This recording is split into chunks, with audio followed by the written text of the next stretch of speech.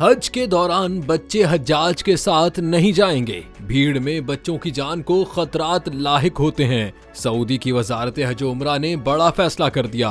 वजारत हज उमरा ने कहा कि इस फैसले का मकसद बच्चों को हर साल होने वाली शदीद भीड़ से मुंसलिक खतरात से बचाना है। वजारत ने कहा ये इकदाम बच्चों की हिफाजत और बहबूद को यकीनी बनाने और ज़ियारात के दौरान उन्हें किसी किस्म के नुकसान से बचने के लिए उठाया गया है। वजारत ने यह भी कहा कि इस साल भी हज में शिरकत के लिए तरजीह हमेशा की तरह उन लोगों को दी जाएगी जिन्होंने पहले हज नहीं किया। निस्क ऐप और ऑफिशियल ऑनलाइन पोर्टल के जरिए सऊदी शहरियों और रिहायशियों के लिए 2025 हज सीजन के लिए रजिस्ट्रेशन बाज़ाब्ता तौर पर खोल दी गई है।